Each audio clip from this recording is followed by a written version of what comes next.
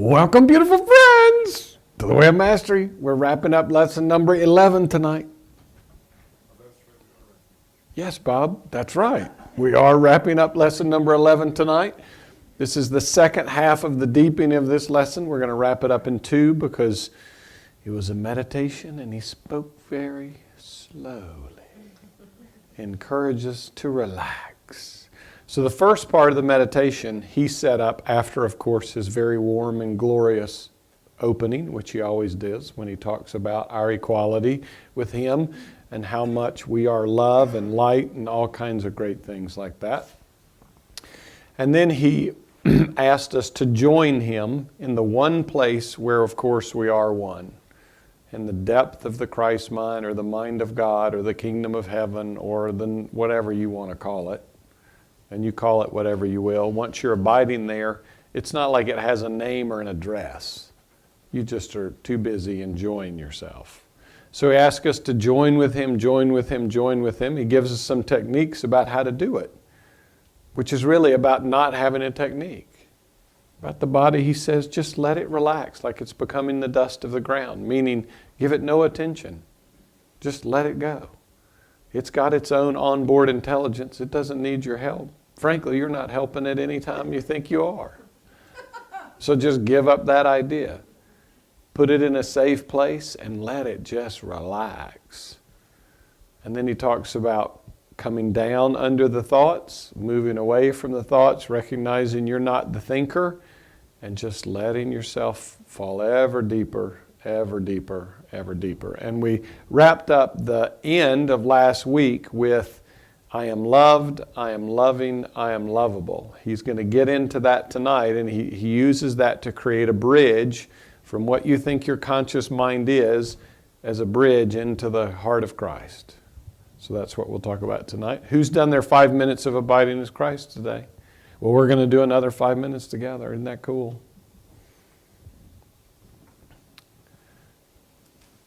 Cindy?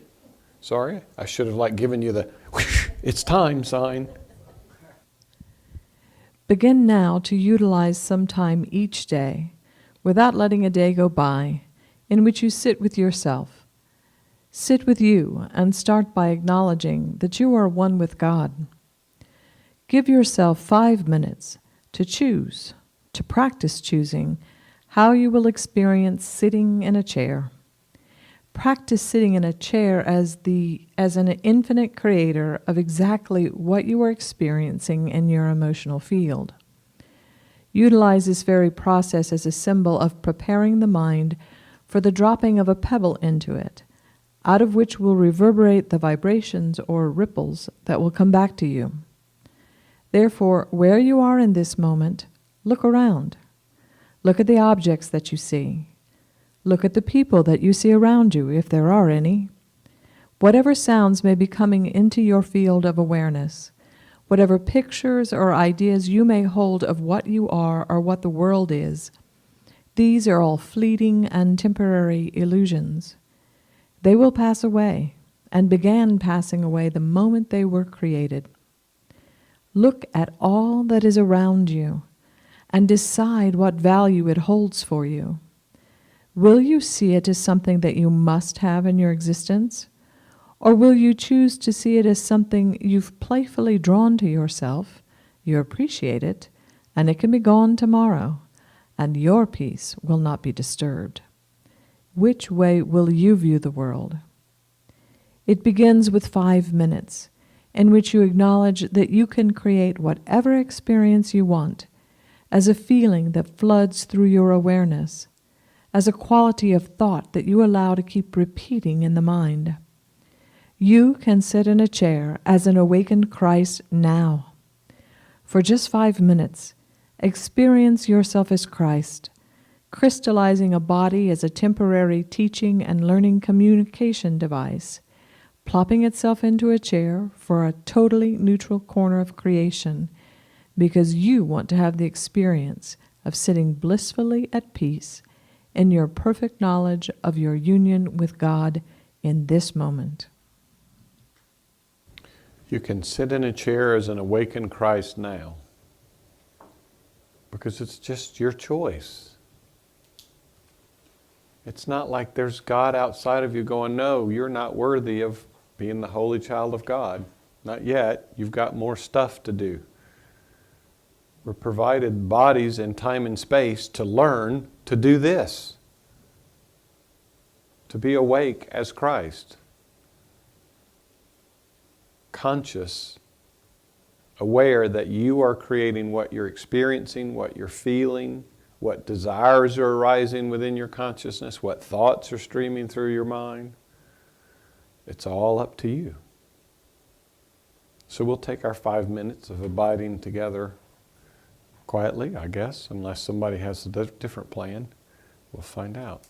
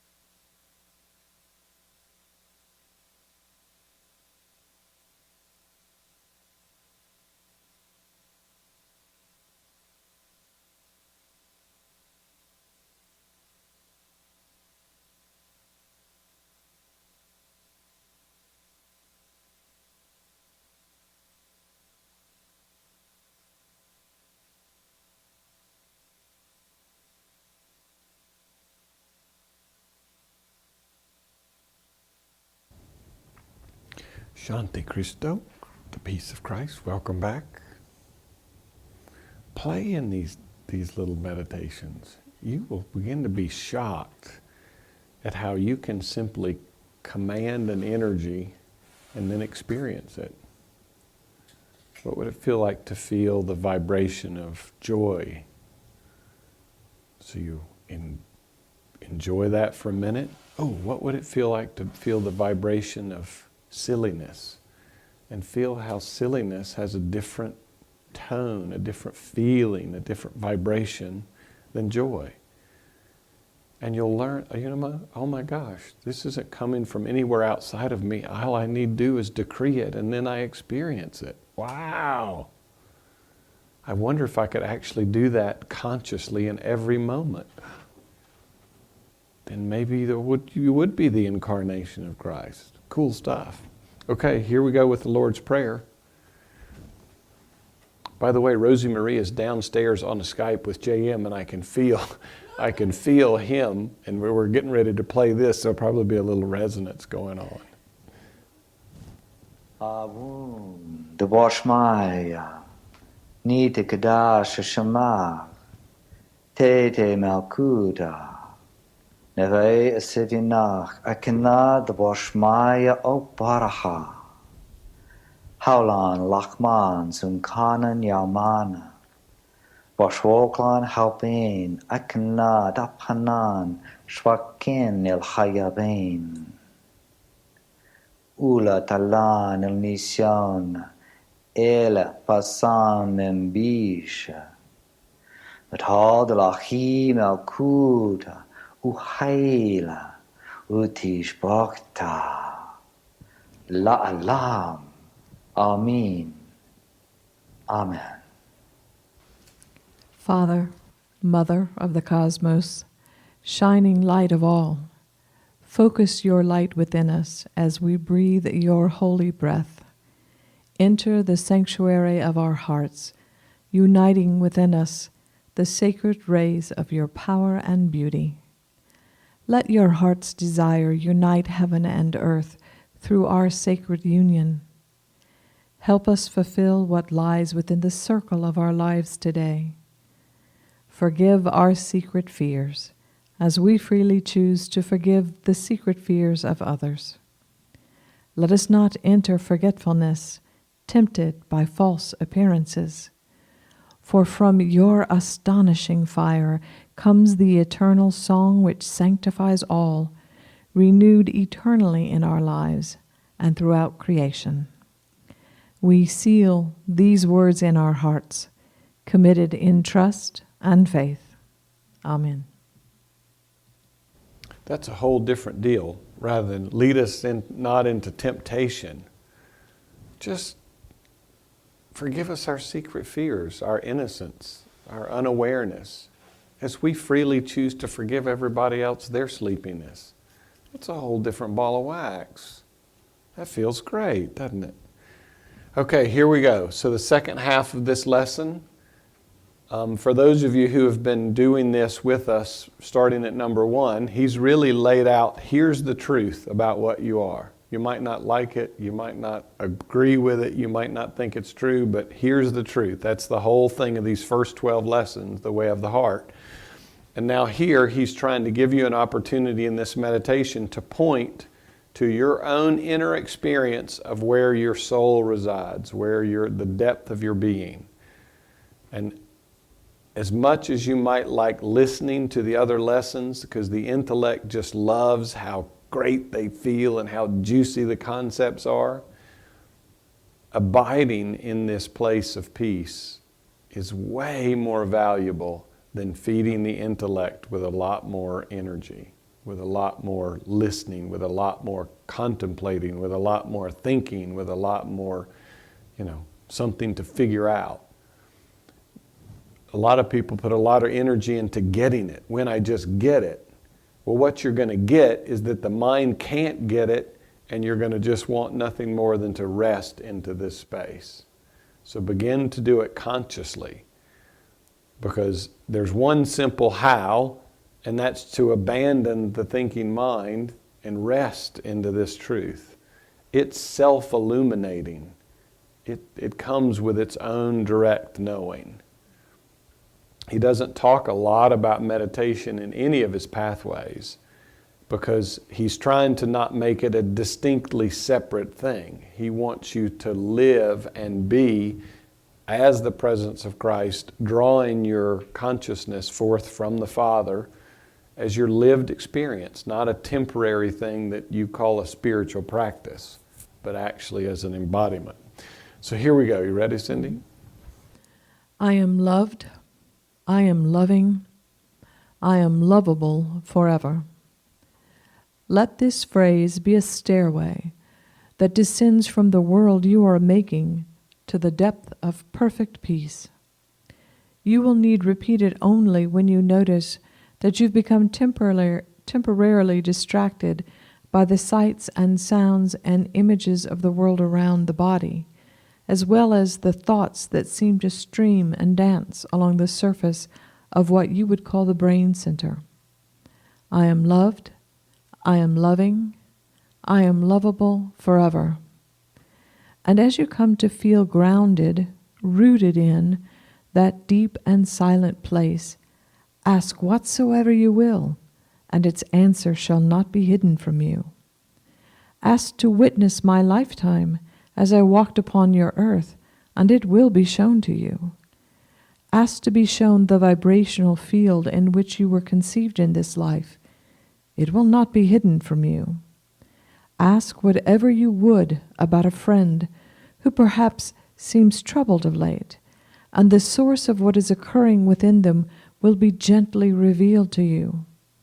For remember that in this place, you are awareness itself, merely becoming aware of itself. And that awareness, that consciousness, lives equally as the essence of each and every one whom you know and love. And your love of them is what binds you to them in the depth of a quiet awareness. I am loved, I am loving, I am lovable forever. Not a lot of room for buts, ifs, ands, exceptions in this. It just is.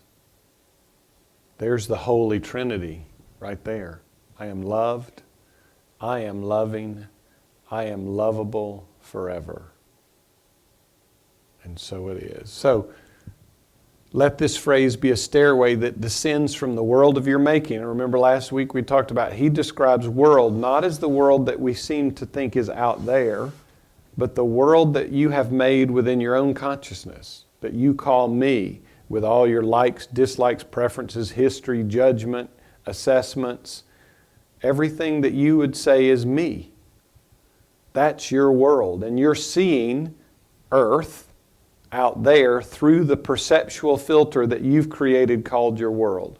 These are the dark glasses that he said, the scales will fall away from your eyes when you awaken. So you're always looking through those.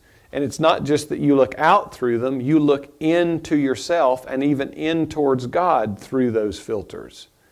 Because in that filter is a concept about God. Conscious concepts and unconscious concepts. So he's saying, use this as a stairway that descends from that. You don't bring that with you. We're not trying to improve it. We're not trying to take an inventory of what beliefs you have that you don't like and replace them with ones you do.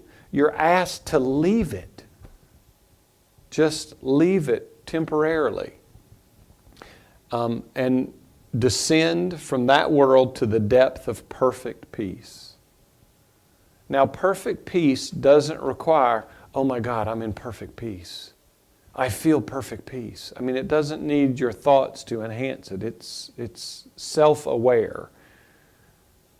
It's a beautiful place of silence and stillness.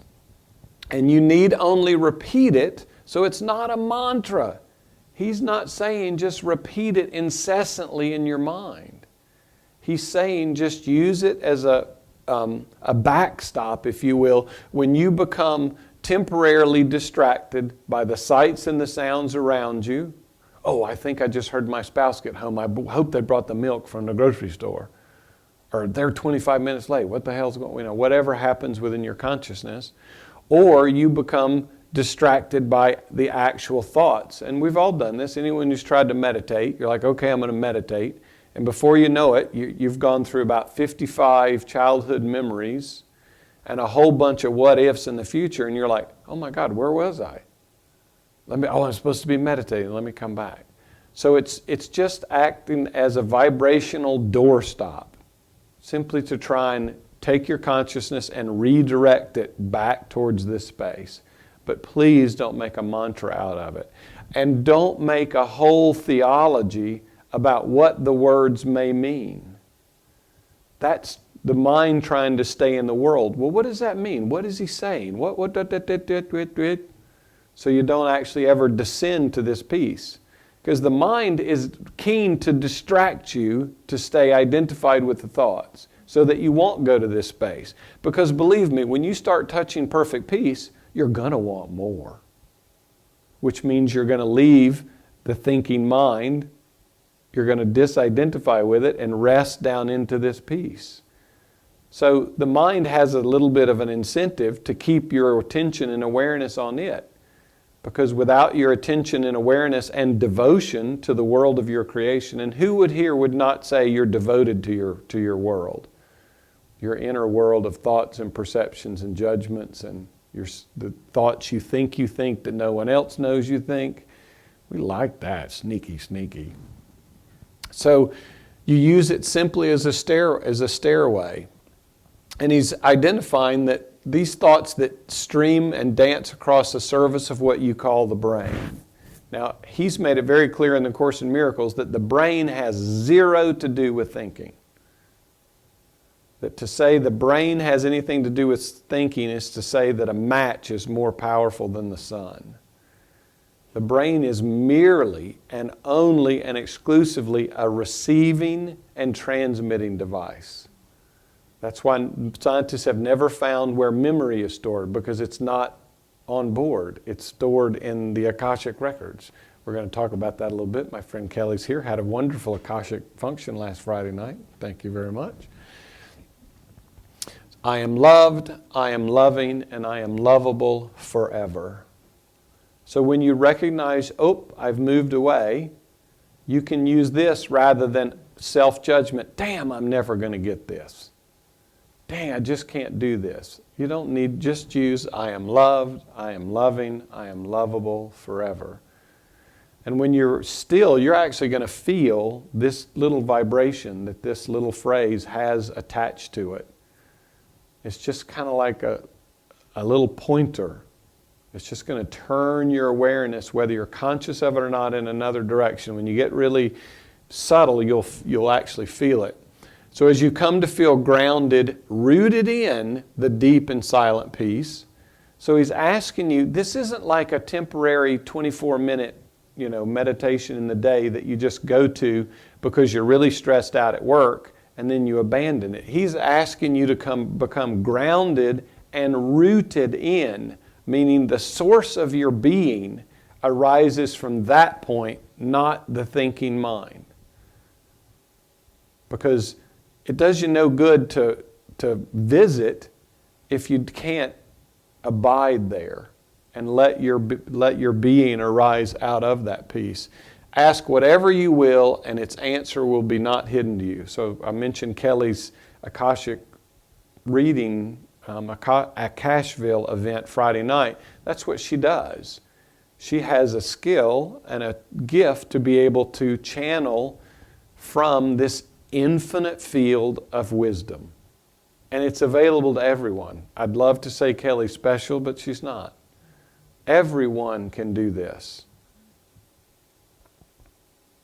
One of the first things that when Jeshua and I started working together, he started showing me bits of his life. When we started doing Waking Up to the movies, he showed me his crucifixion. He said, here, let me show you my most popular movie. And he showed me the crucifixion. I was shocked that I could experience it with such intimacy and such detail and such knowing. So anything is there.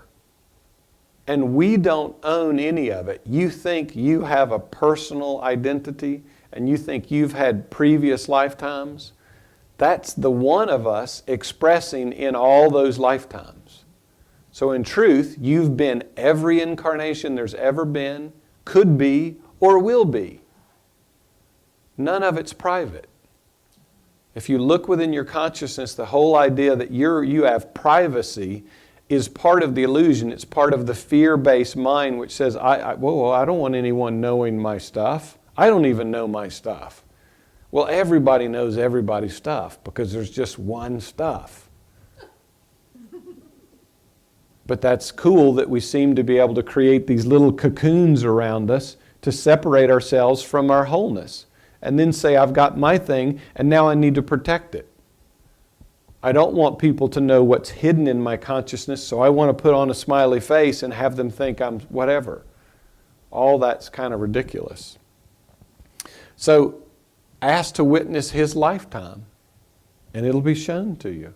You want to know what he was really like? You want to know what he really taught? It's not a secret. But the thing our thinking mind doesn't want to go to and get the truth because we've become attached to our beliefs about what happened. We've become attached to, ooh, I like this concept, or I like this version, or I like that version, and we're vested in holding on to those rather than simply going and experiencing the truth.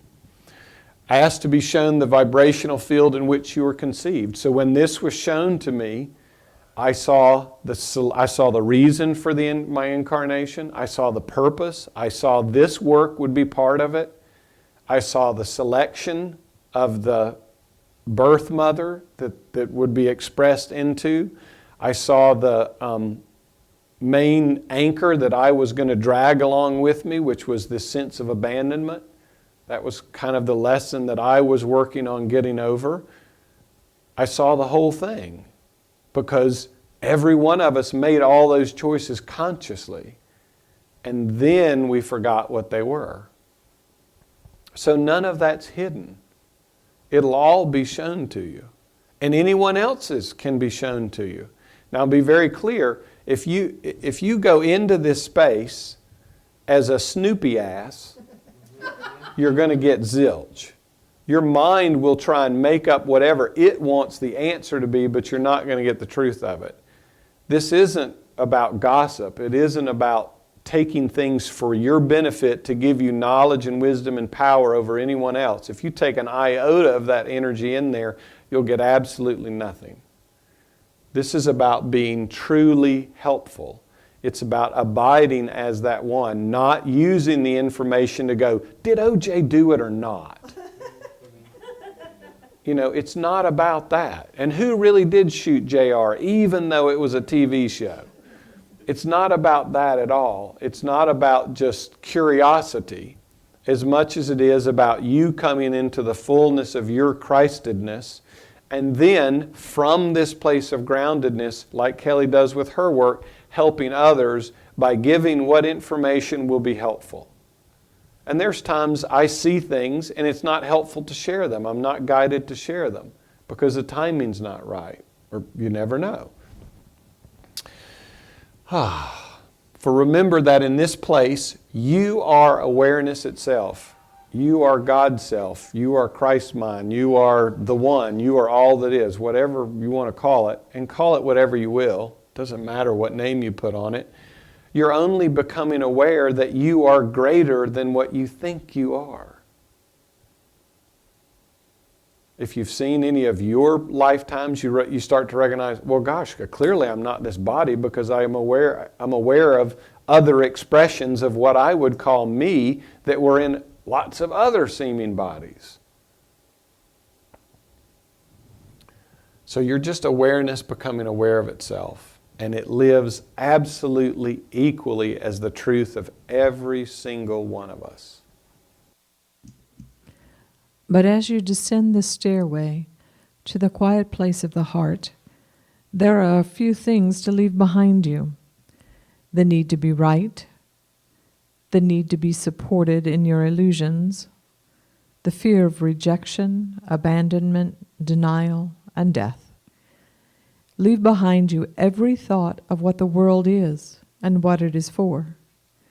Leave behind you every thought you ever held of everyone and everywhere. Surrender. Relinquish the world of your perceptions and come quietly to kneel before your Creator.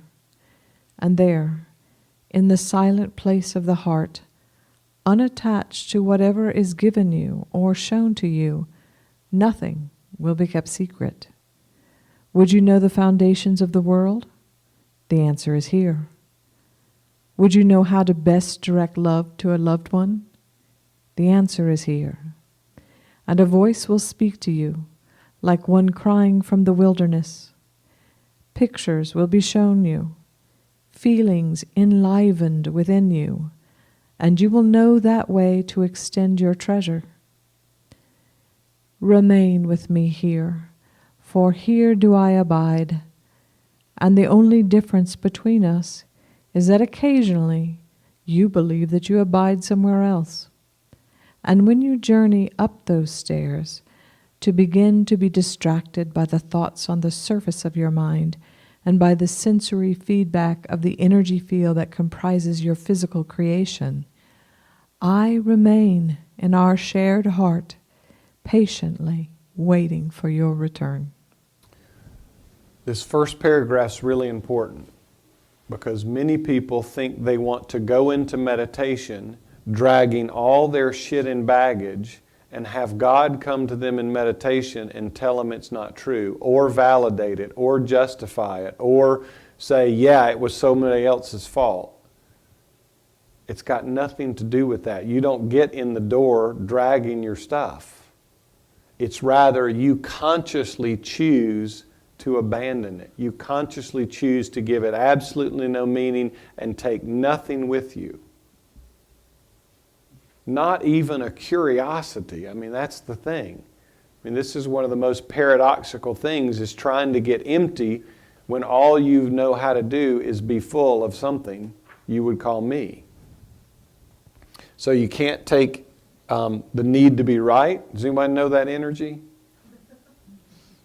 I used to have a last word kind of thing with Cindy. And it always happened as I was like at the threshold to leave the room. So, I'd get the last word in and then, see ya, I'm out of here. So that, because I just wanted to be right kind of thing. You can't, the need to have your illusions supported. And your illusions are your entire self-identity. Even your spiritualized concepts.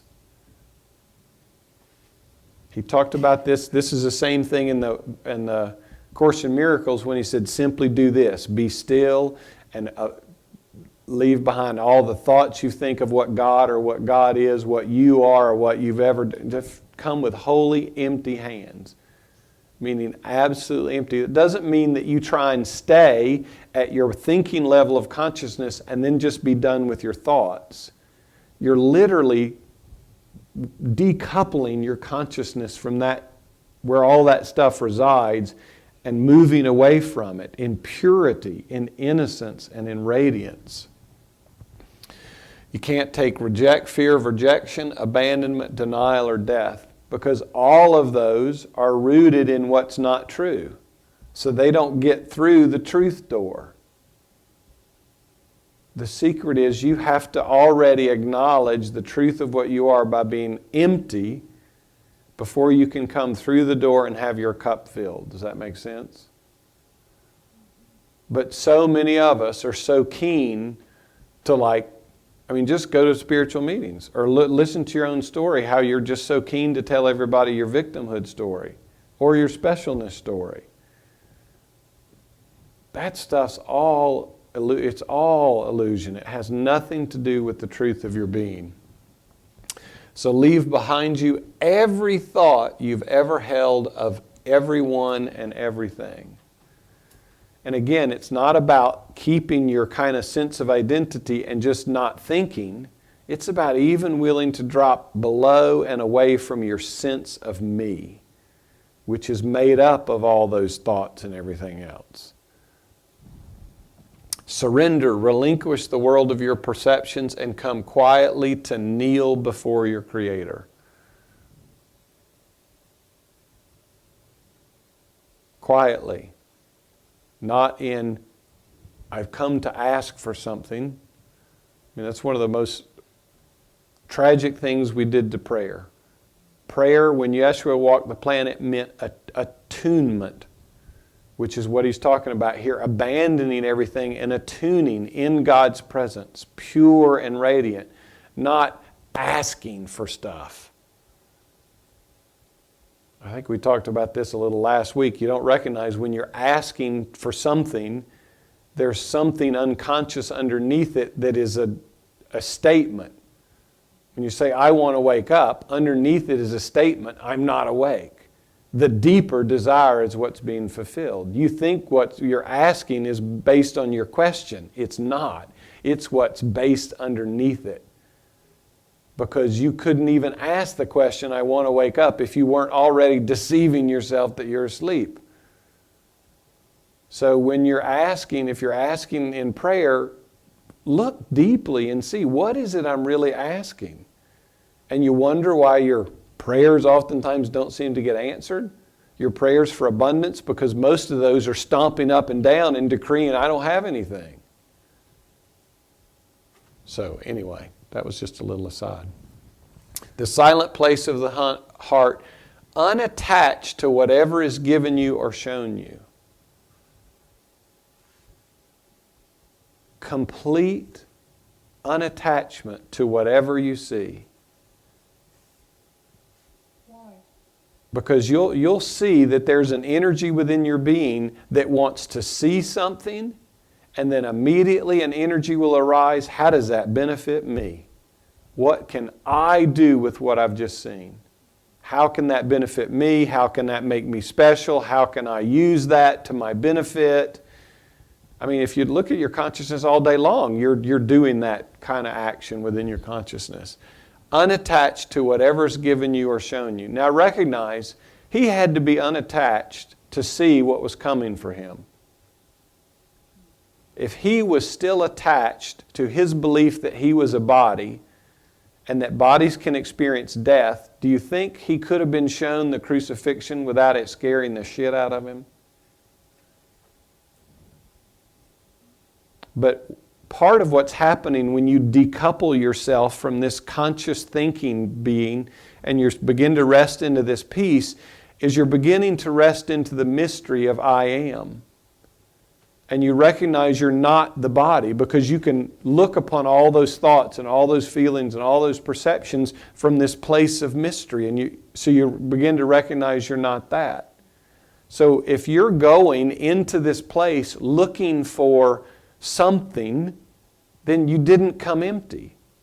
If you come into it retaining the desire to judge what's shown to you, you didn't come empty.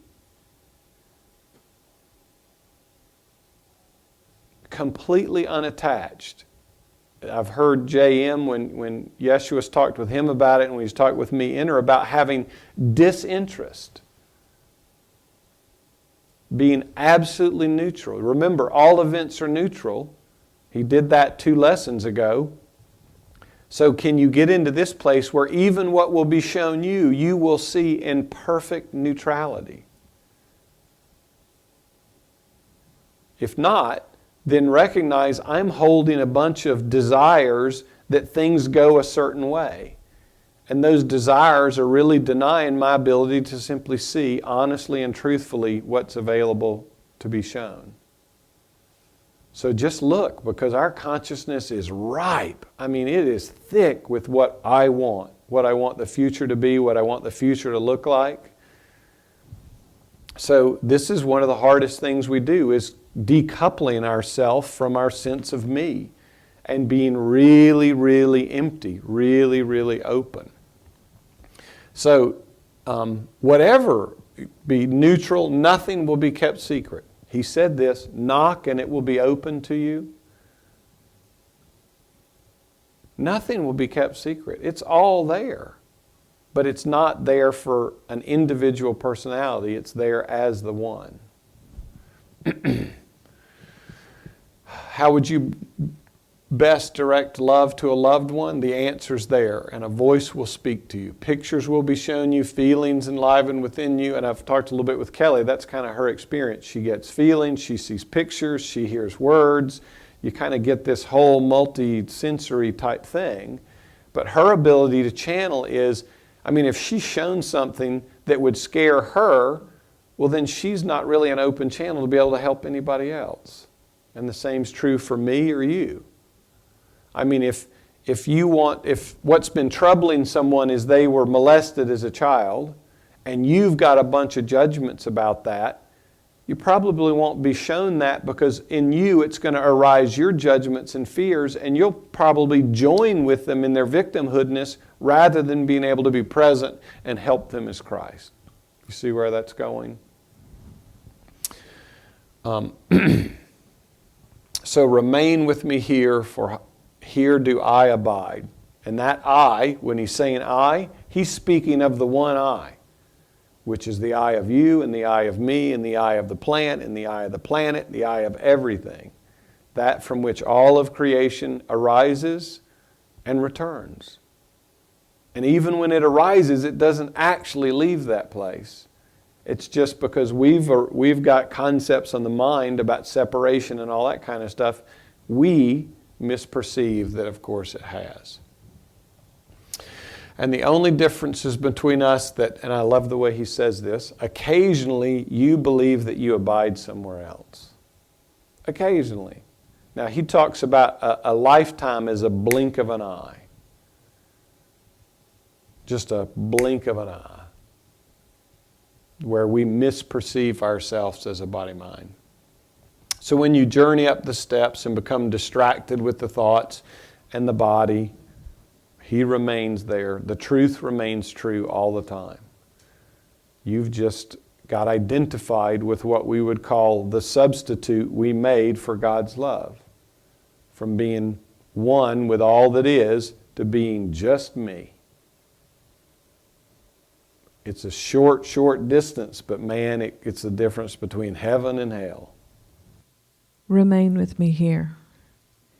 I am loved, I am loving, I am lovable forever. This is the truth that sets me free. I am that I am.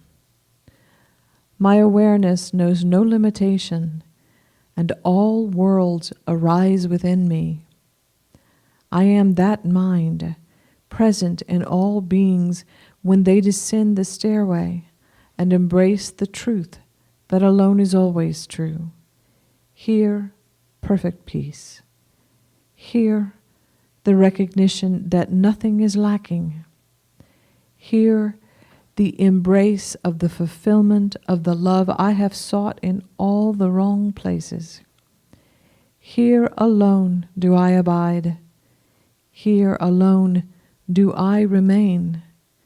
I am that one, existing before all worlds. This alone is the truth about me. These words are not mine, they are yours, and we share in them equally.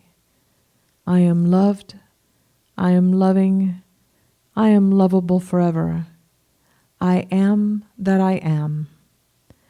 And out of the depth of that perfect silence and the remembrance of that perfect knowledge, there comes the impulse of a loving thought.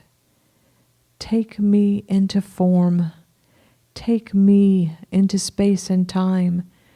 Reveal me to the world. So the first of the lessons, like 5 or 6 times, he asked, join me, join me, join me, join me. And for the rest of the thing, remain with me here, remain with me here. He said in the Course in Miracles, you are perfectly capable to have a full day while you remain consciously abiding in this place.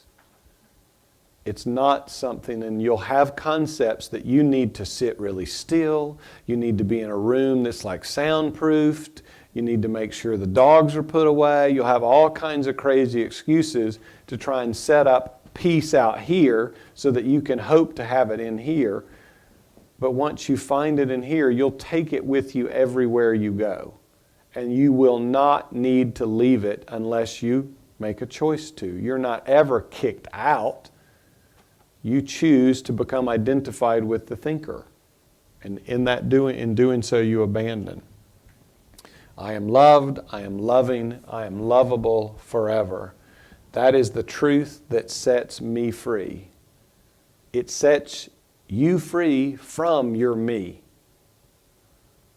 When he said, no one gets to the Father except through me, he wasn't talking about him. He wasn't saying, I, Jesus, am like king of the mountain, and you've got to come through me. You've got to go through your own sense of me. You've got to transcend yourself to come unto the Father, because you can't take your me through this doorway, through this threshold. So for all of you who may pray to Jesus to take you home, you're getting nowhere. It's in transcending your sense of self, your separate sense of self, that you can begin to touch on this place. I am that I am. My awareness knows no limitation, and all worlds arise within me. Now, the body-mind will be very keen to hear this paragraph and go, wow, that sounds cool. What does that mean? And whew, you'll create a whole universe based on your past concepts and your future concepts and all kinds of speculation about what that would be like and what that means. Anybody relate to that energy? Don't bother, because you got to leave that at the door anyway. Come experience this for yourself. Know it. Not as a concept, not as another thought or idea. The only way the thinking mind thinks it knows is through concepts and beliefs. It usually doesn't, it has no way of sharing direct experience. Have you ever noticed? Can you share with anyone your direct experience?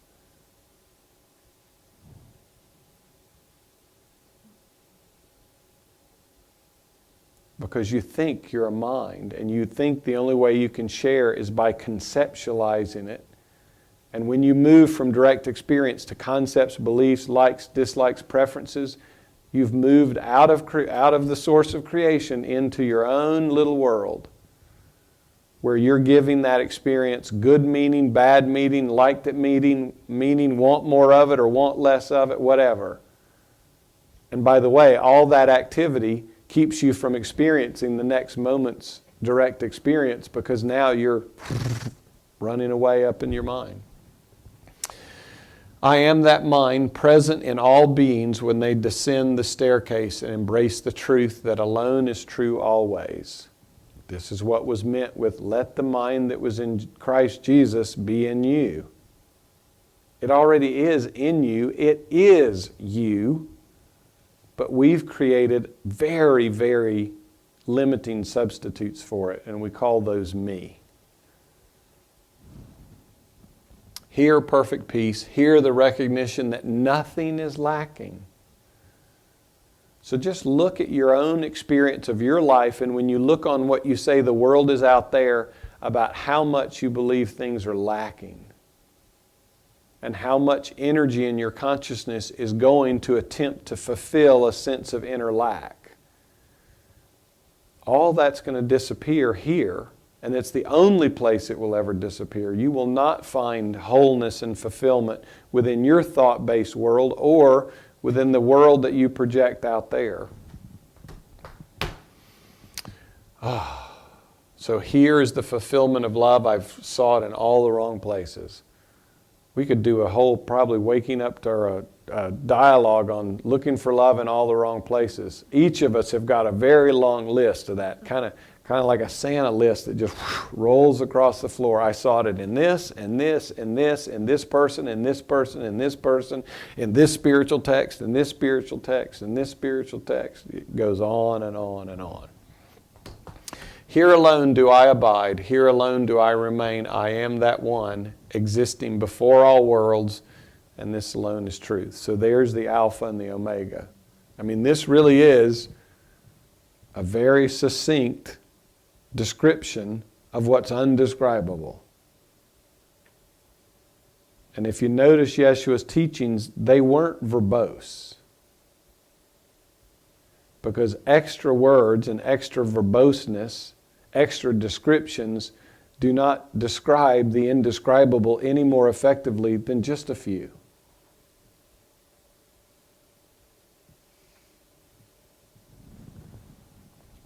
And these words are not mine, they are ours. When Cindy read this, she read in yours. I would need to be very clear. He's not saying he's not creating separation and say they're yours. He's saying they are ours. And we share in them equally. So one of the tricks he had me do when I was both working the Course in Miracles and this was to record these lessons in my own voice and listen to them back so that I could close the separation that was another voice outside of me speaking these words of truth. It's a little trick to sneak past your own doubt gatekeeper. Does that make sense? Because it's your voice, so the words kind of sneak past the filter that says, oh, no, that's somebody else's experience. Now, just reading this to yourself probably won't do it for you, but the point is, ownership of these words is very, very important. I'm loved, I am loving, I am lovable forever, I am that I am. He said, God is love, I am that I am. There's another way of trying to say the mystery that is God, or is all that is. And then love, expressed in action and eternal.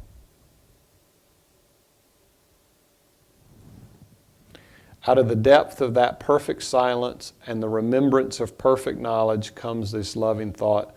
Now, perfect silence doesn't require descriptions. It doesn't require thinking about concepts about perfect silence are far from perfect silence. I mean, that's like an idea of having lunch and actually having the experience of having lunch. They're not at all related. So please don't take concepts of silence and concepts of peace as a substitute for the truth. Your mind will want to do that because that's as far as it can go. It can't go into the realm of direct experience. And thoughts aren't direct experience. They're removed from direct experience. So comes this loving thought, and it's an impulse of a loving thought. It's just the very fundamental movement of creation in its expression. I mean, it's so subtle. It's so...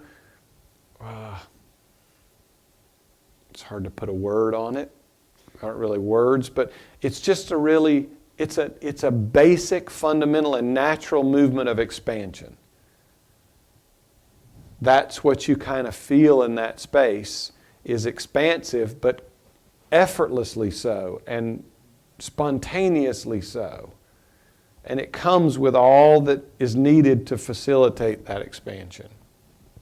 So take me into form, take me, and of course me here is capitalized. He's not talking about, now I've gone to the top of the mountain, now little me gets to run out and be the light of the world. Take me into form, take me into space and time, and reveal me to the world. Be the incarnation of that perfect peace, that one mind. Your life can become, whenever you choose it to be so, merely the process of Christ incarnation, relinquishing the world even as you walk through it. Surrender it with every breath. Learn to cultivate the depth of this knowing in the midst of all activities in which the body is used as a temporary learning and teaching device. Beloved friends, abide with me in this union, and regardless of what the eyes of the body show you, regardless of what the ears of the body hear, regardless of the harmless thoughts that seem to dance across the surface of the brain-mind, you abide where I am, informed by that love from which there has been birthed the sun, the moon, and all the stars of heaven, the planets in their orbits, and all dimensions within our Father's creation. You can realize the incarnation of Christ by coming to dwell in the heart of Christ, until every step and every word and every gesture flows from this deep and silent and perfect place, until its voice is the only one upon which you act. And even as the thoughts of the world stream through your brain mind, and even as the sensory data are received through the cellular structures of the nervous system of the body, yet you can relinquish these things and act only from that depth of perfect wisdom, perfect safety, and perfect peace. This is the month of your thanksgiving, as it is called. Will it be that month in which you truly give thanks for the grace that sets you free? Will you honor that grace by descending the stairway to the quiet places of the heart in each of your days? This first line, your life can become whenever you choose it to be so. We probably wouldn't say that's proper English, but he's making a very subtle and very important point. Your life can become whenever you choose it to be so. Your Christed life will come when you choose to consciously and willingly abandon the life you have made as a substitute. And this life, the truth, and the way, doesn't come to abide as you until you have surrendered your sense of self, until you have abandoned being the maker and the doer and the chooser and the decider of anything. Now, I'm not saying you can't have a much, much happier dream. Of course you can. You're free to change your idea of life and your thoughts and your beliefs and your judgments and your values. You can change those all you want. And he spent quite a bit of time earlier in the lesson telling you your thoughts are creating your experience, and be careful which thoughts you're choosing to think. But now he's going even beyond that to a truth which is transcendent of that. So your life can become whenever you choose it to be so, because it's only you that is denying this depth of the Christ mind. You're the only one. God's not like pushed you away. You've run away into your mind. Relinquish the world even as you walk through it. And the world you think you're walking through out there is the world expressed by all your perceptions. So if you got 4 people walking down the street, every one of those people may see the same buildings and the same people, but they're having 4 distinctly unique perceptual experiences of what's happening. And by the way, we always think ours is the right one. Have you noticed? Why doesn't everybody else get it? We're so into ourselves. So surrender that with every breath. I mean, Byron Katie's beautiful work, Is This Thought True? At some point you realize no thoughts are true. None. 0. Even I and the Father are one. As beautiful as that thought is, it's a collection of words. In and of itself, it's not true. I mean, you can write it down. That doesn't make it true. So at some point it becomes joyful to surrender all those, because you give up the trying to find the P under the mixy-matchy cups. You've seen that when somebody's like at a fair, like follow the P and you win a prize. That's what happens when you're chasing thought in your mind. All you're doing is playing shell games. So surrender it with every breath, and learn to cultivate the depth of this knowing in the midst of all activities that the body does. In the midst of them.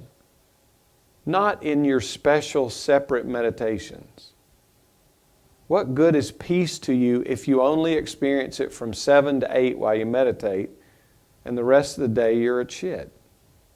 I mean, it doesn't do you any good when you're furious because someone cut you off and you've completely lost it.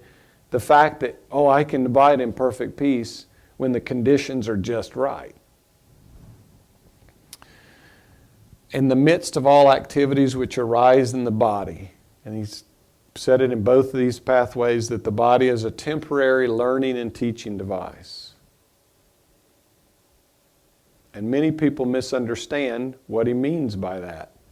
It's a device that you as spirit are using to learn of yourself in one possibility of infinite expression. It's not you're learning how to be a better person. You're learning what it's like as spirit to move from your infiniteness to your finiteness. And to teach, it's not so much that you sit in a chair and do this. You're teaching with every thought that you choose, with every action that you make, with every decision that you make, with every judgment. You're teaching yourself what you believe you are. And you're teaching everyone else what you believe you are and what you believe they are. You just don't recognize how powerful a tool it is. So abide with him in this union, and regardless of what the eyes of the body show you, regardless of what they hear, abide there in that peace. We've done a beautiful One Who Wakes dialogue on Christ's vision, about looking through everything that the body perceives, everything, all the judgments, and you see through it to this symbol of a clean, pristine sheet of white paper, which symbolizes the infinite kind of possibilities of God, or this Christ mind. So there's a point on your pathway where you either continue to abide in the world and what your perceptions of everything is, that everyone's bodies, and good things happen and bad things happen and bodies die and bodies get sick and you get rich and you're poor and you get done wrong. You can continue in that as long as you want, but you'll never find peace. You may find it temporarily. You may get married and have the honeymoon period before the special relationship shows up. But it's only in completely looking through that all the time. And you'll find as your consciousness expands, you'll be able to do it in some ways. You'll be able to see the neutrality of one event, and then unless they get really, really close, and then all of a sudden they're not neutral anymore. Then you become really, really identified with them. So if you can get neutral with ones seemingly far away, that's a start. Just keep bringing it closer and closer and closer and closer. And regardless of the, quote, harmless thoughts that seem to dance across the surface of your brain mind. Now, if you're keen to have a mind that finds contrast, you're going to say, wait a minute. Earlier he's been telling us how important our thoughts are, and now he's saying they're harmless? Well, if you think you're the thoughts, they're very important. But he's abiding here as the Christ I am of our consciousness in perfect peace. No thoughts can harm God. No thoughts can harm what you are in truth. I mean, if you imagine a glass, I've used this symbol before. If this glass represents pure awareness, you can fill this glass up with all kinds of stuff. And so it may temporarily seem that it's been changed, but you take the stuff out, the glass isn't affected. You could fill this thing with rocks. It would seem to have changed, but you could take the rocks away and this awareness remains the same. You could fill it up with milk. Seems to have changed, but you get rid of the milk, the awareness is invulnerable. It never changes. So what you fill this with are the thoughts. Big deal what the thoughts are. You're not the contents, you're the glass or you're pure awareness. But we get all concerned with, we want our glass full of whatever. Do you think this glass goes into a hissy fit if you pour Coke in it? Because that's got too much sugar? Or you put something in it that's not organic? Does the awareness freak out? Oh my gosh, I'm going to be sick now. No. But we do that because our focus is on the contents rather than awareness. Rather than the vessel, if we are, in which all of creation is arising. We're inconceivably bigger than we think. But when you become informed by this, by the Christ mind or by God or whatever you want to call this, you'll begin to hear, let it be. Let it be. Mother Mary, speak to me. Let it be. Don't get caught up in the world, or you have left the kingdom or queendom in order to get caught up in it, and you don't have anything really to offer the world except your own fear and your own judgments and your own beliefs, and the world's already got plenty of those. So come to be informed where that is and abide in that state all the time. You can realize the incarnation of Christ by coming to dwell in the heart of Christ, meaning dwell as your dwelling, your home. This was his beautiful parable of if you build your house upon the sand, which is the stuff in here, the thoughts, the things that come and go and change and time and everything else, you're screwed. But if you build it upon the stone, which is pure awareness, or in our symbol here, the glass, then you're safe. So your home is your identity. Where you dwell is what I am is to you. Until every word, every gesture flows from this deep, silent, and perfect place. So in the Course in Miracles, he talked about your attack thoughts or attacking your own invulnerability. When you forget that you're pure awareness, or in our case, this glass, and you think you're the stuff inside it, the thoughts, you're screwed. You'll never be at peace. So anyway, there's your invulnerability. And even as the thoughts of the world stream through your brain mind, I talked about this last week, that there's a misperception that if there's thoughts going through your consciousness, that means you can't be awake or at peace. Untrue. It just means that you don't identify with them.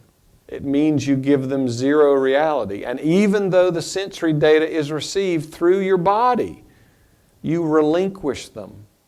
And it's a relinquishment not through action, not through acknowledgement, claiming an action. It's the relinquishment by not doing anything. I need do nothing, the second axiom. Whew.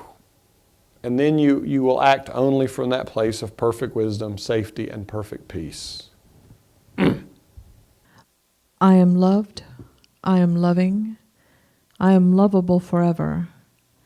I am that I am, infinite awareness, birthless, deathless, that which embraces the dream of space and time and looks lovingly upon all harmless and neutral events. And even the body is no longer mine. It merely arises and passes away, while I, the creator of all creation, inform it with the awareness of perfect forgiveness, perfect peace, and the fulfillment of love. Yea, though I walk through the valleys of space and time, fear arises not within me. For all good things are in my safekeeping, stored where moth and dust cannot corrupt, where thieves cannot break in to steal.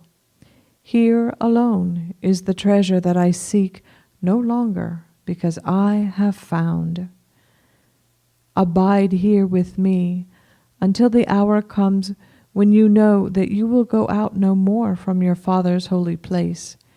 That place is this depth of peace that abides wherever you are as the very heart and essence of your reality. I am loved, I am loving, I am lovable forever. This I give you as a divine meditation and way of prayer. Perfect it, live it, drink it in, embrace it, devour it, become it. For in this becoming, you will merely remember what has always been true since before the arising of all worlds. As a bird returns to rest in its nest, as the melting snow becomes a river that flows into the depth of a silent ocean, As the sound, the song of a flute descends gently upon your own ears, you, the creator of the notes, so too be you, therefore, wise as the song of wise as serpents, and dissolve into the depth of the truth of your being often, until you abide here in everywhere and every when. This is really powerful stuff. And it's beautiful to see it printed on a page. But you need to know it. I mean, you need to know it by being it and by experiencing it, not by having a new concept. Not by creating a new filter with which you look out on the world, but by experiencing it. Because just as the glass looks harmlessly upon what's put in it, if you're in your thinking mind and you think you're a body and you've already judged something and then you try and make it neutral, you're still dealing with the contents. You're not in a place of true neutrality, which is what this, or pure awareness, represents. And how many have seen, these are rosaries my beautiful friend gave me. Thank you very much. But how many people have done spiritual practices to earn grace? Use your time to give, suffer, perform some spiritual practice which is going to earn you something. None of that matters. You need not do one more act to become or to earn God's love. You just need merely abandon all the things that tell you you need to do that kind of stuff, because that's rooted in a misperception of what's true, and simply abandon it all and come into this place. Because what he's describing here is your I am just is. It's eternally safe because it's God itself. The things that you put after it in your world, my body, my perceptions, my house, my family, my this, my that, those things are going to come and go. Why do we cling to them so desperately? It's the source of our own suffering. When you can realize and then live the realized life of your I amness as the totality of what you are, and that doesn't mean you deny what your physical experience is. He's not asking you to become an aesthetic. Quite the contrary. The impulse was take me into the world.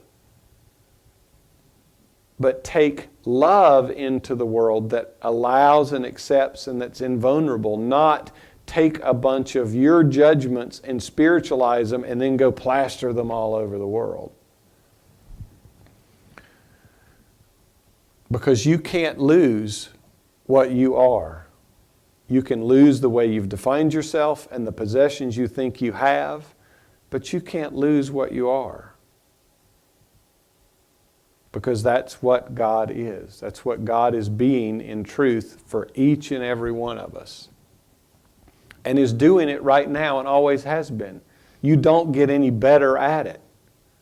You don't get any more of I am. You don't get any less of I am.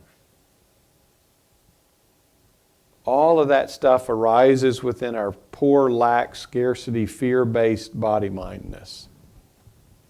So abide with me until the hour comes that you will know you will leave our Father's holy place no more. When you recognize, you know through and through, I am that I am, and you won't chase the world anymore, you won't chase thinking anymore, you'll just be at peace. And that doesn't mean that you'll just like be a bump on a log, quite the contrary. So he gives us this as divine meditation and way of prayer. Now this is nothing to memorize, is it? How many have got mantras and affirmations and decrees and all kinds of stuff that we think because we say them over and over and over and over and over, something great's going to happen. You want the greatness, you want the peace that passes all understanding, let all that stuff go. Empty yourself and abide here in this place. So he says, perfect it, live it, drink it, embrace it, devour it, and becoming it. And in this becoming, you will merely remember what has always been true since the arising of all worlds. And you'll say, I and the Father are one. I am the Alpha and the Omega, and it won't be anything special. You will not have accomplished anything. You will have rather abandoned the self that ever thought it could accomplish anything. And you'll declare that as the one I am, which is true for everybody else. And no longer will they be judging, well, they're not the light of the world. I am. They don't know the truth. I do. All of that will disappear. Because the truth is true uniformly, or it's not the truth. And you can rest in that.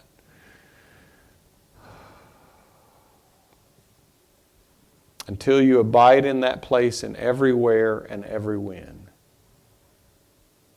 In all your comings and all your goings and all your situations and all your circumstances, no matter what's shown you within or whatever your worldly experience seems to be, there is the place of freedom. And it does cost, if you think you're a body-mind, it's going to cost you the totality of your little self. And as much as we cling to that, has anybody had it perfect? I mean, why do we desperately want to cling to this little sense of self when it's so deeply rooted in suffering? When it's so friggin' frightening? When a simple phone call or a cross look from someone else can destroy your day? And we protect that against this truth. It doesn't make any sense. But if all we think, if we believe all our thoughts are what we are, then this truth doesn't seem to make any sense.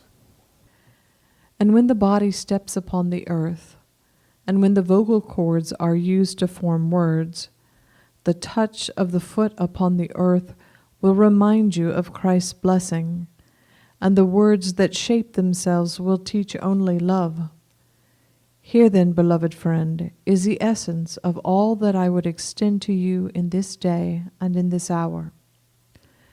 Utilize the remainder of your time of this hour's communication to practice gently descending and ascending upon the ladder of awareness. Give yourself permission to ascend, to notice the thoughts that stream through the mind. Hear the sounds around you. Feel the weight of the body in the chair where you sit, and then descend again. And abiding yet a little while, then again choose to ascend. Listen to the sounds around you, the beating of the physical heart. Shift the weight of the body. Notice the thoughts that stream through the surface of the mind. Relinquish these things and descend again, gently ascending and ascending. For as you do so, you will join both poles together, and you will cultivate within yourself the awareness and the spiritual power necessary to be in the world, but not of the world. Can there be a greater accomplishment than this? Can there be anything that can offer to you a greater fulfillment than to be the conduit through which infinite awareness and power flows with every breath, every gesture, every spoken word, to reveal Christ to the world through you? What could you ever value greater than this? So he makes a point here of ascending and descending. Because you can hear this kind of thing, and if you've been on a spiritual path and you've bought the ego's thoughts that the ego's bad and it's wrong and something, which many of us on a spiritual path have demonized, devilized the ego. I just love the fact that in this day it's the same devil, but we've got a politically correct thing for it called the ego. But nonetheless, it's not bad what we've done. Having this experience, even as a body-mind, even as an ego, is divine. It's not bad. He's not saying, abandon one because it's bad and only do the other. He's saying, recognize, move freely. Using the freedom of what? Choice. It was your choice that you used to move away from this truth and create your false experience. It's also that same choice that will go back. So he's saying it's not better or worse. It's still all within the I am, but to learn how to move freely. And for me, he started, of course, eyes closed meditation, because you're going to learn that it's not, you're going to have this movement outside of thinking. It's going to be a feeling kind of thing. And you learn to do it there. And then you learn to do it with your eyes open. And then you learn to do it while the body's moving, to be able to shift and move. And it's in a feeling way. You don't drive this with thinking. You don't say, okay, now I'm going to ascend. I mean, you can use I am loved, I am loving, I am lovable, but it's a feeling thing that happens. The words that will shape themselves will teach only love. When I first started having people come to sit, and this first started happening where symbols, words, examples started to arise in my consciousness that weren't in John Mark's database, it can be a little freaky at first. But when you see the perfection with which, because the one I am knows the other one that's there, and knows just the right way to say it, just the right example to use, just the right tonality, the whole thing, so that they will receive the maximum benefit possible, that's really cool.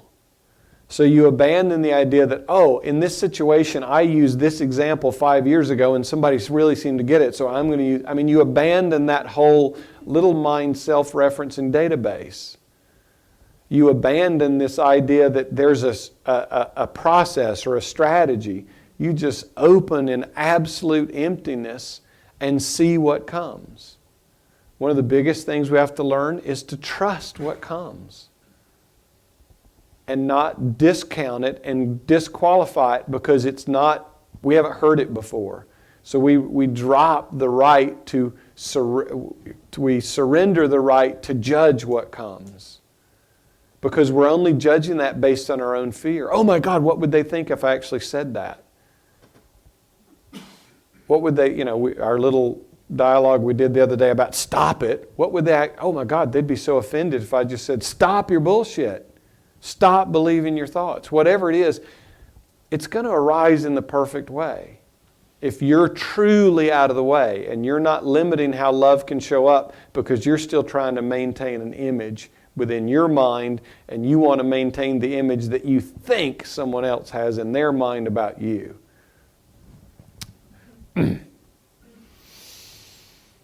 So practice, ascend and descend, noticing the thoughts. Noticing the thoughts. He didn't say thinking more about the thoughts that you noticed. Noticing the thoughts, noticing the physical form, noticing what's happening, and then dropping back into a different state of being without having to close your eyes and separate yourself from the world. So that you can truly abide in this level of consciousness in all of your waking and sleeping time. So gone here is trying to manipulate thought. Gone here is trying to manifest more by changing your thoughts. You're free to do that as long as you want. But I assure you, at no level with your thinking mind and all your keen ideas on manifesting are you going to out-manifest the mighty I am that you are in truth. So you're free to play that little game, but you're playing with tiddlywinks when the whole power of creation, infinite power, lies within you. Because you're trying to create for a me rather than being that which is giving birth to all of creation. So just look, because we've got a lot of strategies about what we want and what we want our thoughts to be and what we want our experiences to be. And of course, we're free to do that. But in doing so, you're throwing away the whole kingdom, the whole of all it is to create my littleness. So you will join both poles together. Do you remember when he said, and heaven and earth shall cease to exist? What he meant is they will cease to exist as separate states. Duality will disappear. Join both poles together and you will know that they are one same self expression of I am. That they fit absolutely effortlessly within all that is. That nothing's wrong, nothing's bad, nothing's out of place. And then you too will look upon the world and say, well, right here's heaven. Spread across the face of the earth, but yet we see it not. Whew. Can there be a greater accomplishment than this? To be in the world and not of it. I'm sure your mind has a whole lot of greater accomplishments. A nice home, kids that love you, all kinds of stuff. Your whole, if anybody's been into manifesting or The Secret, go home and look at your vision board. That's everything that you think could be a better accomplishment than incarnating the limitlessness of your own Christness in this world. And this is the end game of this realm. It's the highest expression that you can make. It's the highest expression of being that can be expressed in this realm, is to incarnate Christ consciousness right here. Not afterwards, not anywhere else, right here in the body and in the life that you are living. And then you will be a conduit through which the infinite awareness and power flows with every breath. He said this in the second lesson, that everybody's a channel. You're either channeling me or you're channeling I am. And it's your choice. You can do whichever one you want.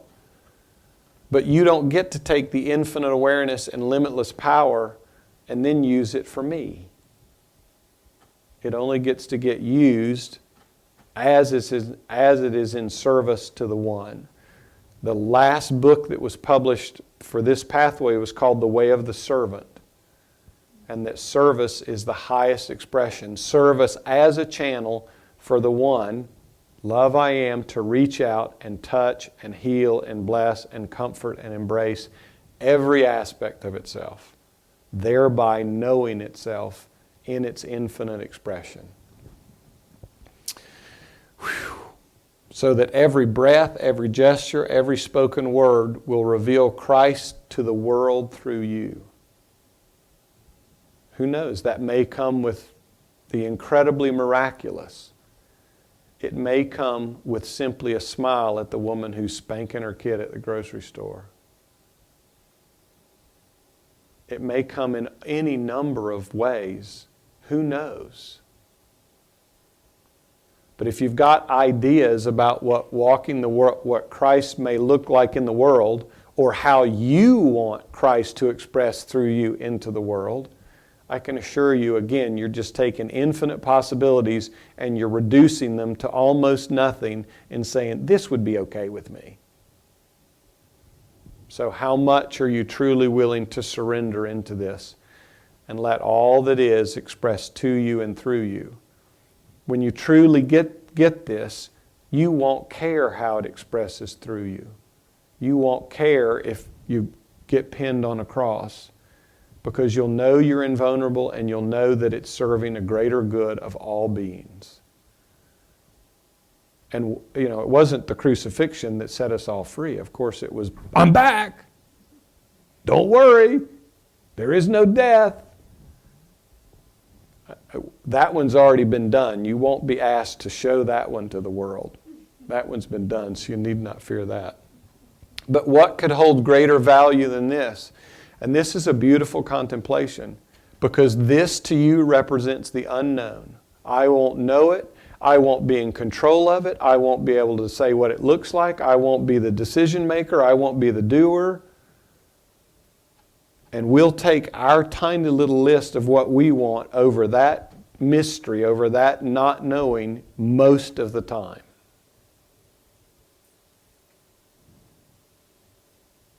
And in doing so, we disavow our very self, which again, you're free to do.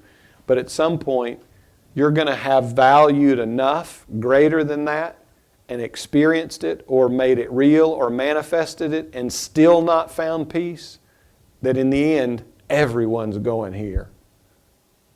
You might as well do it consciously and willingly if you choose. Enjoy then your hour, and know that when you descend to that place of the silent heart within you, I will greet you, and I will sit with you in the depth of that silence, and our minds and our hearts and our souls shall merge as one.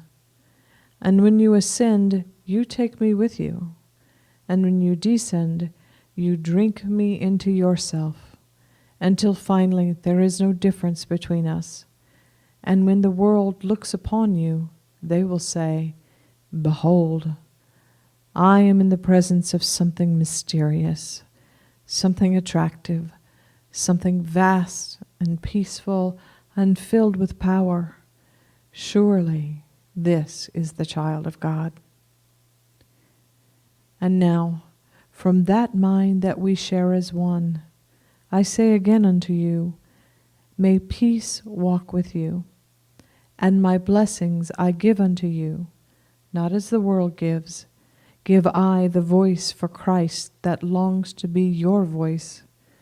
For the world gives and takes away, but my love is with you forever.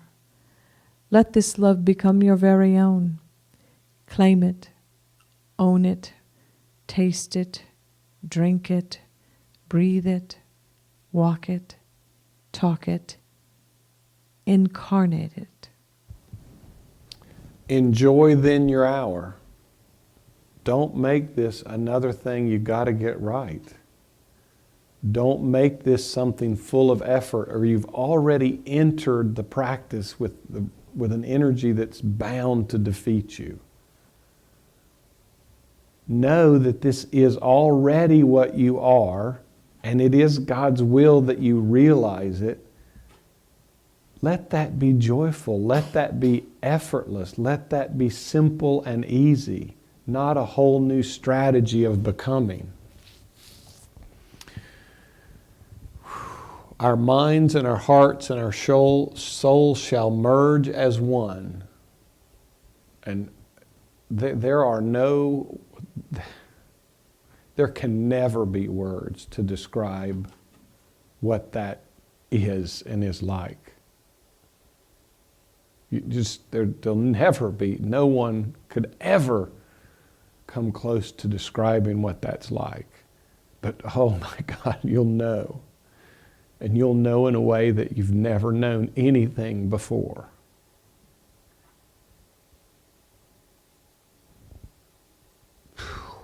Come, please, come, come, come.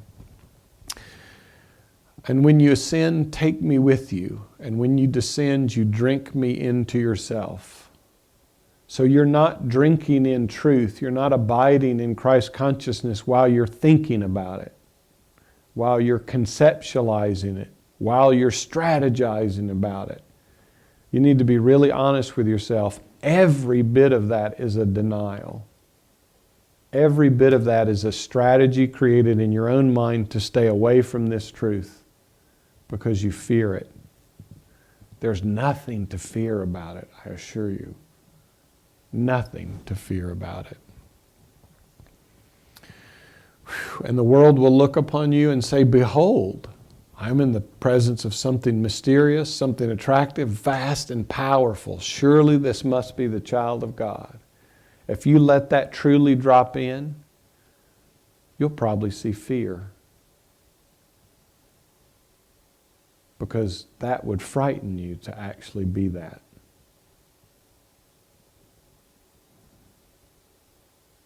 The greatest fear we really have is that we do have all this I am power, but that we don't have it for ourselves.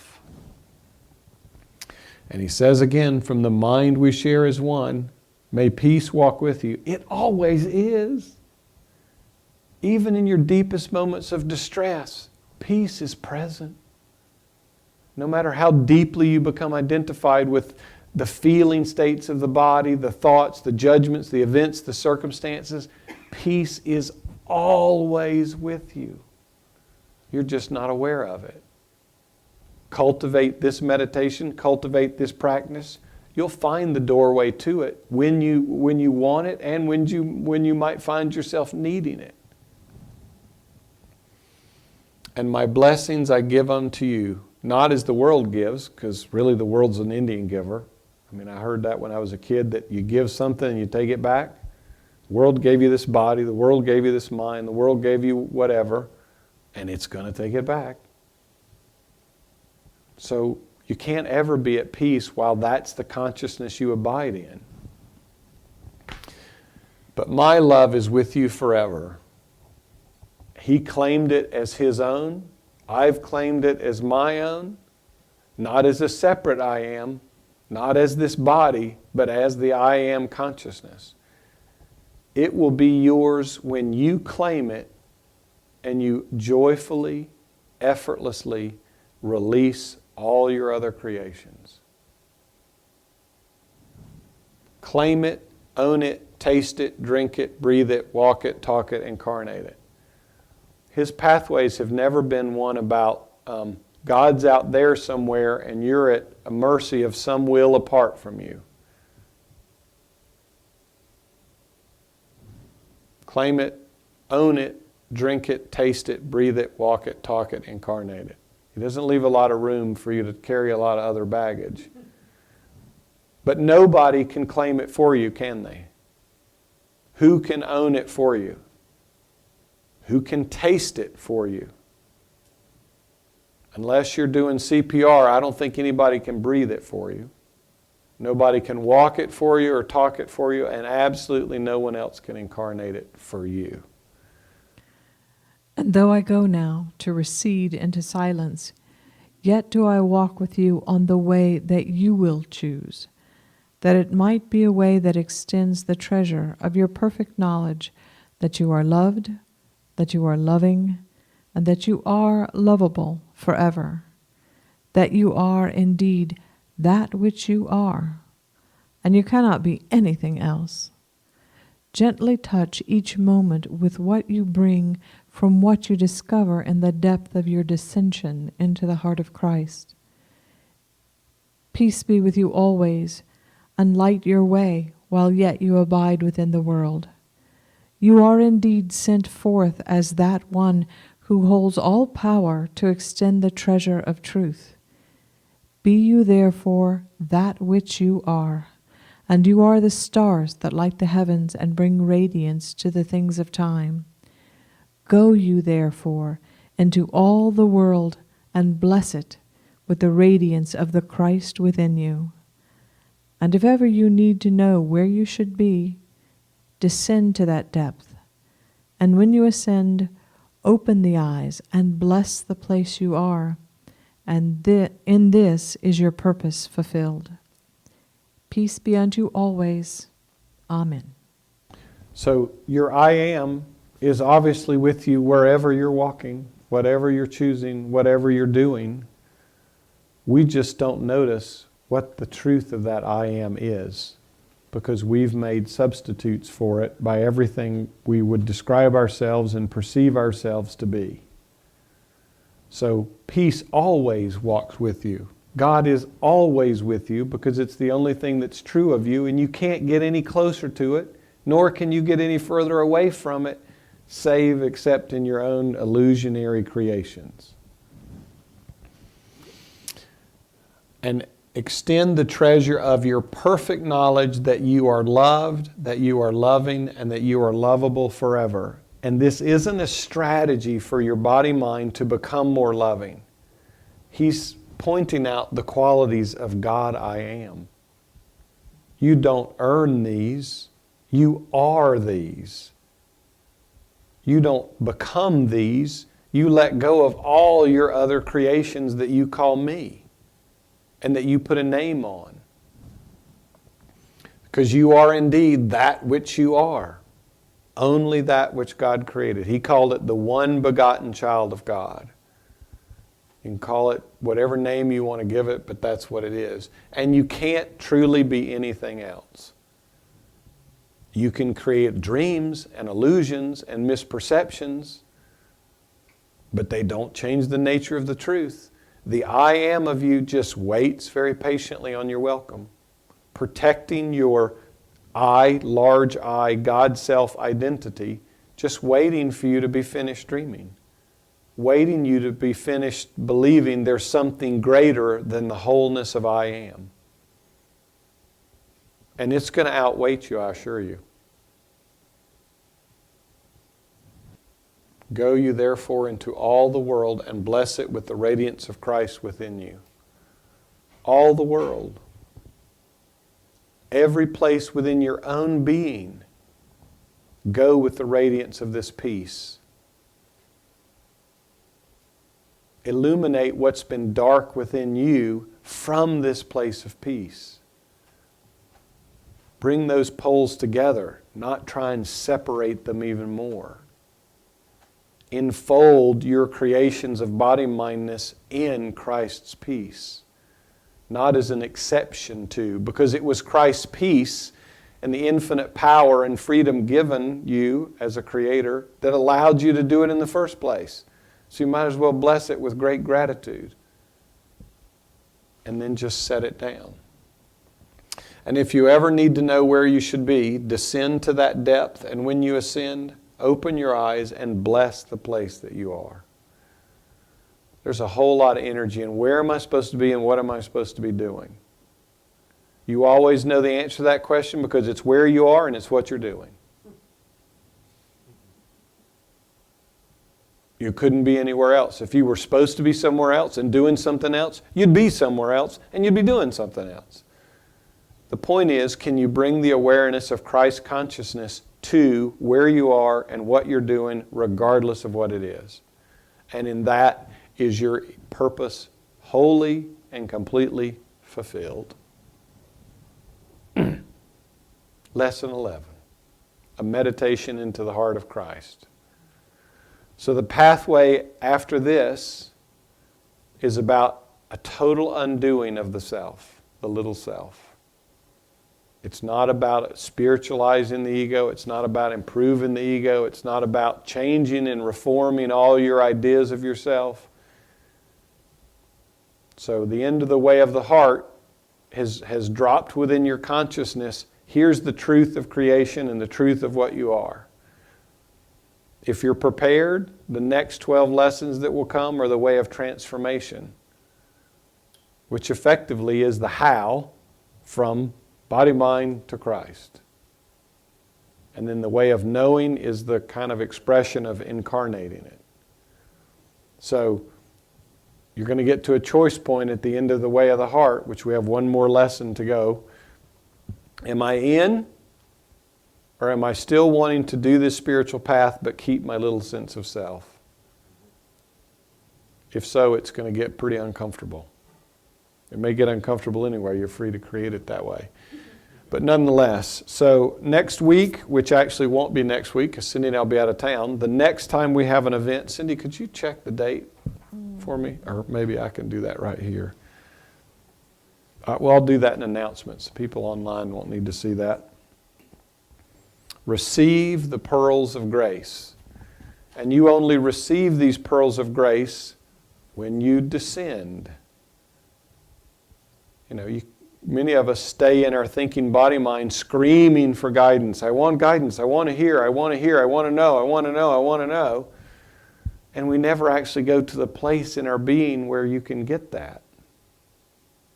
Where you can begin to cultivate, even though you're the ability to hear and know from the depth of your being. And it's not hard, except that you have a concept that you don't ever hear guidance or that you don't know. The hardest thing you do is get rid of your concepts. Everything's hard. Isn't that ironic? You can get an easy button. That was easy. Yeah, and let it be easy. Okay, any questions or comments tonight? Beautiful. Enjoy this meditation. And this is about doing this You can listen to this meditation, but listening to it's actually not doing it. So please don't substitute listening to it over and over and over as though that's the meditation he's asking you to do. Everyone loves guided meditations. I actually have a question. Okay, Gordon will bring the microphone over so the people online can hear it. I won't publish your picture, but we'll at least publish your voice. How's that? Because the people on internet TV land like to hear. The picture? Oh, well, it's up to her.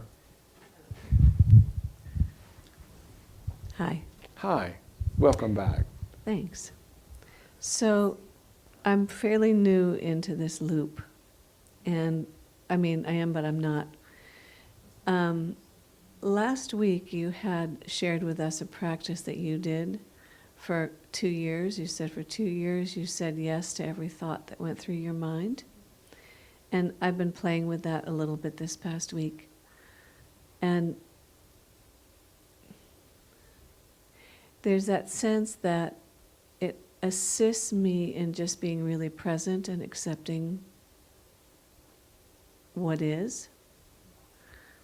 And again, it's one of those gentle things that's still kind of out here. It's not so up close and personal that the fear arises.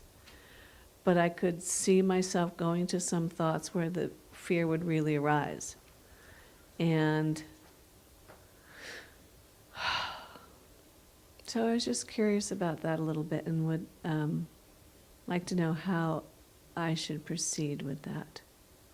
Okay, you ready? Mm-hmm. Does the glass ever fear what could be in it? No. Does the glass always silently and effortlessly say yes to everything that's in it? God itself is present in your consciousness, silently saying yes to everything. So that little simple practice of the yes meditation is allowing you to slip out of the stream of I'm all this stuff and get into the pure allowance that's allowing it all to be anyway. So you start with just saying yes, and then when he said, okay, how about just being present without needing to say yes, you can just kind of nod, and then how about just being still? And you're going to rest right back into a presence and awareness that's always there, that doesn't even have a capacity to say no. It's our thinking mind that wants to exercise the capacity to say no. So even the really fearful ones, I mean, this jar doesn't fear what might get stuck in it. You know what I mean? I can assure you, God's not shaking in its I am booty, one shoe, one leg, because, what if a thought came through my consciousness that I, as God I am not worthy?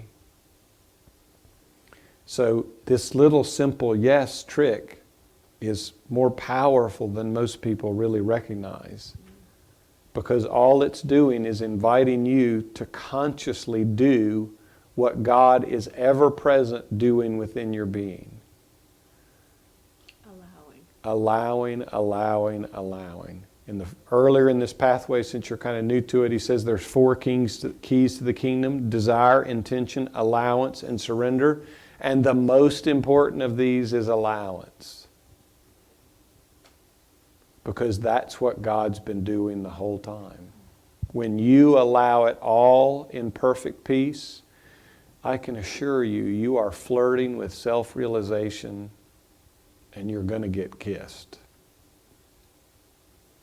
Because you're going to begin to look through the eyes of God, which is in total non-judgment and in absolute perfect forgiveness, because there's never been any judgment of any of it.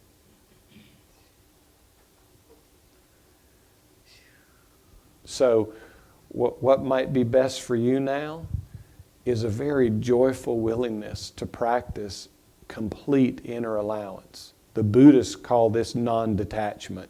It's the same as perfect allowance.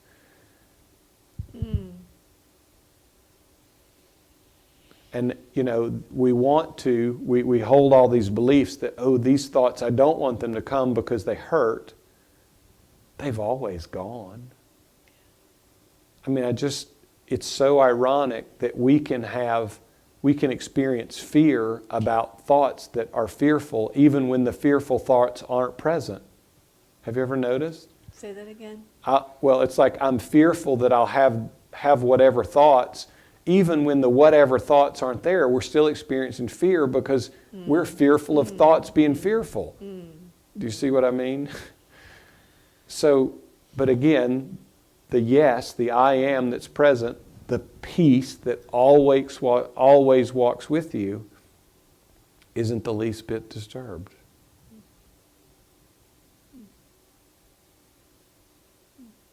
So oftentimes it takes a while on our pathway to get to this level of allowance. We really do want to start with, I want to change my thoughts, which you can do, and that's cool. But I would rather be the I am than be identified with all the thoughts that say, I am that I am, I am that I am, I am the Father One, you know, all that stuff. So play with the yes, enjoy. I mean, yes is really an abbreviation for I am loved, I am lovable, I am loving forever. It's just the short version. So, does that answer your question? Thank you. You're welcome. Anyone else? Sandra. Earlier, you said something about the secret and about vision boards and all of that. So we just give up not wanting anything? I didn't understand that. That part of you give up on the part that wants to not give up.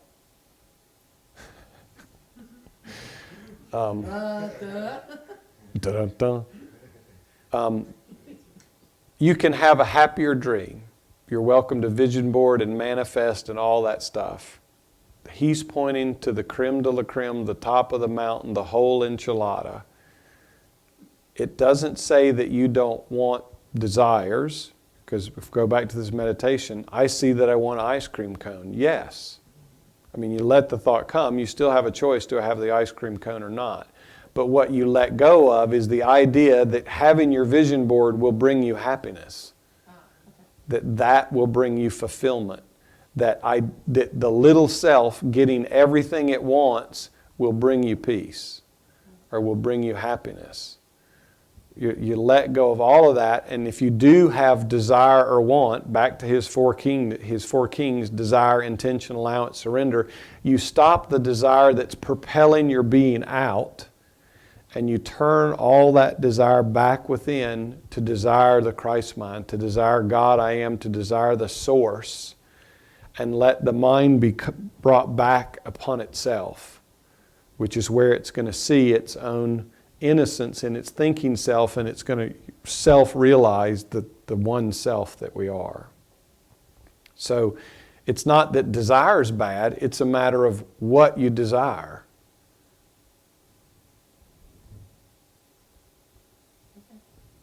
Anyone else?